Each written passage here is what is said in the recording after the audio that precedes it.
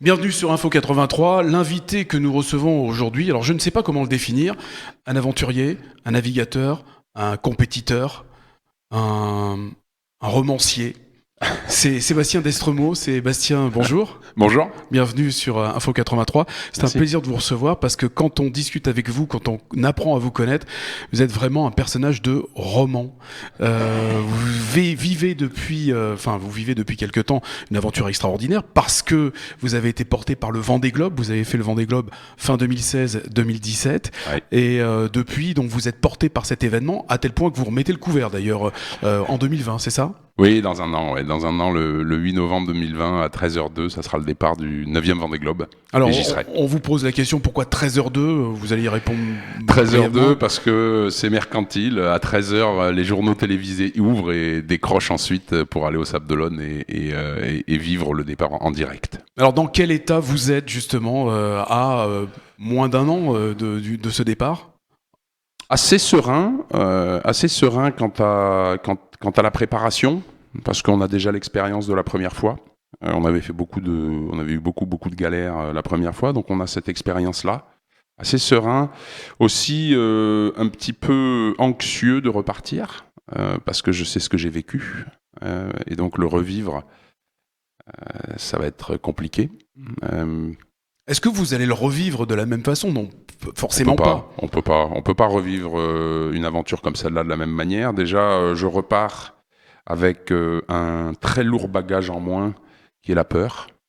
Je pense pas avoir peur cette fois. Il y aura des moments de frayeur, bien sûr, mais cette peur permanente et lancinante qui m'a habité pendant 124 jours, celle-là, je pense que j'ai réussi à la gommer.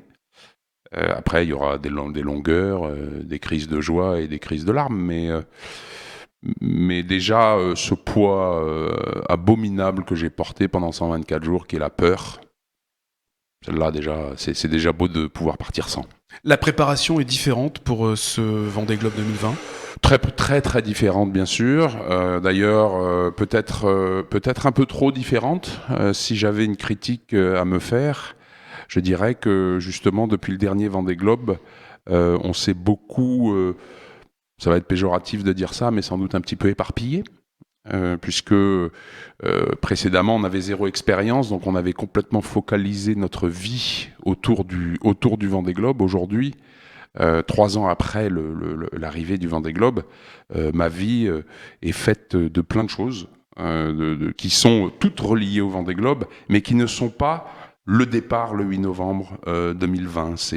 C'est encore raconter l'ancien Vendée Globe, faire des conférences, faire des témoignages, des spectacles, des pièces de théâtre, des livres, des BD, de tout, des documentaires, de tout, de présenter des soirées de gala, des choses comme ça. Tout tourne autour du Vendée Globe, mais on n'est pas 100% concentré sur le départ. Donc voilà, c'est un petit peu, si je devais me faire mon autocritique, c'est ce que je dirais aujourd'hui. Mais ça va changer, on est maintenant à 1 an, donc on va pouvoir se réimmerger là-dedans et complètement se focusser là-dessus. D'autant plus que votre Vendée Globe à vous, qui a démarré donc le 6 novembre 2016, Ouais. il a été vraiment très particulier. Alors comment on peut le qualifier ? C'est une aventure, un périple. Ça a été une découverte, certainement une découverte. Comment est-ce qu'on peut qualifier ce Vendée Globe 2016 que vous avez fait ? Ouais, une aventure certainement, une odyssée. Ouais. Voilà, une odyssée, je dirais. Si je devais trouver un mot, c'est celle-là, parce que ça a été extrêmement dur. Vous avez pratiquement tout eu, je crois. Ouais, tout, mais vous savez, alors après, je crois que chaque concurrent du Vendée Globe a des histoires formidables à raconter. C'est une aventure unique, de partir autour du monde en solitaire, sans escale, sans assistance. Ça n'existe pas. Enfin, ça existe nulle part ailleurs sur Terre. Il faut s'imaginer simplement que il y a des gens qui gravissent l'Everest. Il y a 3000 personnes qui ont gravi l'Everest aujourd'hui. Il y a 500 personnes qui sont allées dans l'espace aujourd'hui. Il y a moins de 100 marins solitaires qui ont doublé le Cap Horn en course. C'est pas que c'est plus dur de doubler le Cap Horn en course, Ça donne simplement une perspective du truc. On ne peut pas, on peut jamais s'arrêter sur un bateau. On peut jamais descendre du bateau, dire j'en ai marre, stop, pouce en l'air, j'arrête 5 minutes, je reprendrai demain. C'est pas possible ça. En montagne, même, je dis pas que la montagne est plus facile, pas du tout. Mais en montagne, si à un moment ça devient vraiment galère, on peut essayer de se mettre dans une grotte et attendre le lendemain. En bateau, c'est pas possible. Vous étiez parti le 6 novembre 2016 donc pour ce Vendée Globe. Ouais. Dans quel état d'esprit? Est-ce que la compétition importait ou c'était simplement le fait de vivre cette aventure qui vous intéressait? J'ai jamais participé au Vendée Globe, j'ai jamais vu le Vendée Globe comme une compétition. Le premier Vendée Globe, c'était par manque de moyens, un manque d'expérience, un manque de préparation. Donc on est parti des Sables d'Olonne avec un bateau qui n'était pas prêt. Donc il n'était pas question de se mettre en mode compétition. Il fallait vraiment être pédale sur le frein tout le temps, en attendant de voir si le bateau allait tenir, puisque on avait cassé le mât quelques semaines avant le départ. Donc je suis parti avec un mât neuf. Et donc j'avais vraiment très très peur de tout casser. Donc j'étais pédale sur le frein. Et aujourd'hui, pour moi, le Vendée Globe, ça sera encore une fois, c'est une formidable épreuve. Il y a des gens qui participent au Vendée Globe pour le gagner, et c'est très beau, c'est très bien. Moi, j'admire ça. Moi, qui étais un compétiteur toute ma vie, c'était mon métier de gagner et de perdre des régates. J'étais payé pour ça. Donc, je sais ce que la compétition de haut niveau veut dire. C'est très très beau de vouloir gagner le Vendée Globe.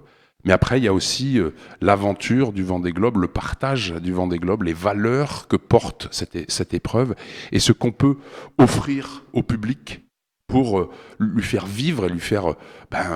on peut parler d'écologie, d'écologie et d'écologie humaine, on peut défendre des causes importantes. Le Vendée Globe, c'est une formidable caisse de résonance. Les gens... qui regardent le Vendée Globe, il y a 54% de la population française qui suit le Vendée Globe, 89% de la population française qui connaît le Vendée Globe. Ça a une notoriété colossale.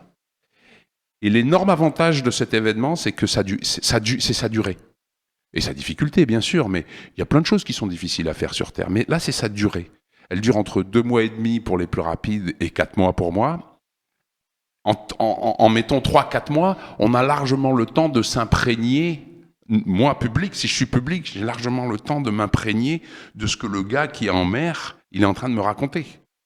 Vous voyez ? Alors qu'un événement sportif qui va durer 3 jours, une semaine, c'est un superbe événement sportif, c'est très beau, mais une semaine après, il va être remplacé par un autre très bel événement sportif. Le Vendée Globe, c'est à part. Vous avez su prendre l'aventure en fait telle qu'elle se... Vous êtes adapté et vous avez pourtant connu des galères. Vous avez eu des côtes cassées, vous avez eu des avaries, vous avez manqué de nourriture, 3 semaines sans pratiquement rien manger. Ouais. Et vous avez su vous adapter à cette situation à tel point que vous avez même été reçu par le pape à l'issue de ce Vendée Globe. Oui, je crois que en fait. Vous savez, ça s'est passé quelques jours après le départ du Vendée Globe. J'avais fait une petite vidéo, un truc, je sais plus quel était le sujet, puis j'ai un de mes copains qui m'a envoyé un mail sur le bateau en me disant « Fais attention à ce que tu dis, parce que ce que tu es en train de vivre, c'est pas quelque chose de commun. Donc, les problèmes de la vie de terrien, c'est pas à toi de nous en parler.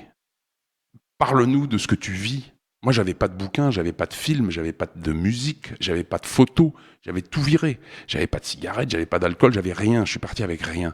Il me dit, raconte ce que tu vis, simplement comme tu le vis. Et puis c'est tout. Et j'ai vraiment tout de suite percuté ce qu'il voulait me dire, que commenter l'actualité qui se passe en France ou dans le monde quand on est sur un bateau en train de faire le tour du monde, ça n'a aucun sens. Aucun sens. Donc on va parler des albatros, on va parler de la mer, on va parler de nos émotions. D'autant plus que vos priorités sont complètement à 10 000 lieues de ce que... Mais ouais. Les 3 seules informations que j'ai eues pendant la totalité du Vendée Globe qui venaient de la Terre, c'est que Federer avait gagné Melbourne, parce que j'ai des enfants en Australie, donc c'est eux qui me l'ont dit, comment il s'appelle, le candidat aux élections présidentielles avait des ennuis de costard, et Trump avait été élu aux États-Unis. C'est tout ce que j'ai appris. J'avais aucune nouvelle de ce qui se passait. J'en voulais pas d'ailleurs. Je voulais pas de nouvelles depuis la Terre. J'avais pas besoin de ça. J'avais besoin simplement de vivre cet événement et cette difficulté, parce que c'est extrêmement dur de se retrouver 4 mois seul en mer, sans parler à personne, à part les albatros et les vagues. C'est vraiment très très dur. Mais j'avais besoin de le vivre comme ça. Et vous avez eu l'idée de ramener la clé des océans, donc en Vendée, et qui a été ensuite bénie par l'Église. Oui, c'est ça. C'est une clé que j'ai inventée au Cap Horn pour fermer les océans. C'est parti d'abord de fermer la porte des océans, et puis à la réflexion, je me suis dit, pour fermer une porte, il faut une clé. Et j'ai appelé ça la clé des océans. Je me suis tout de suite rendu compte, d'abord pour moi, ça me parlait énormément sur le bateau, cette clé des océans, de fermer les portes derrière moi. J'étais le dernier. Et de fermer les portes à clé. Et ça a beaucoup parlé au public aussi. Ce qui fait qu'on a fermé le Vendée Globe ensemble avec la direction de course. Et ensuite, cette clé, elle a continué à cheminer, à faire son chemin jusqu'au Vatican et jusque dans les mains du pape François, qui l'a béni il y a 1 an et demi de ça. Et c'était un moment incroyable.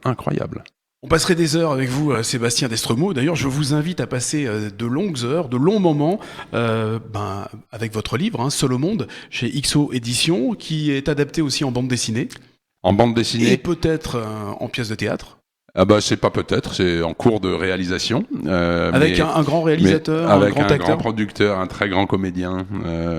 Oui, on peut en savoir un peu plus. Non, pas pour l'instant. Pas pour l'instant, dommage. Pas pour l'instant. Non. Il y a le livre audio qui sort. Mais par contre, j'aimerais juste revenir une seconde sur la BD, si vous me permettez, parce que cette BD, c'est vraiment, la BD, elle s'appelle Seul au monde. Elle a été éditée chez Glénat. Et c'est Serge Finot, un local, un gars du Var, qui a entièrement interprété mon livre pour en faire une BD qui va sortir en 5 volumes. Donc le premier volume est sorti fin août. Et ce volume s'appelle Chanteloube. Et cette BD, elle a été entièrement faite en couleur directe. Et quand on voit les scènes de bateau et les scènes d'enfance qui s'interloquent tout au long de la BD, on vit une aventure formidable. C'est vraiment une très très belle BD.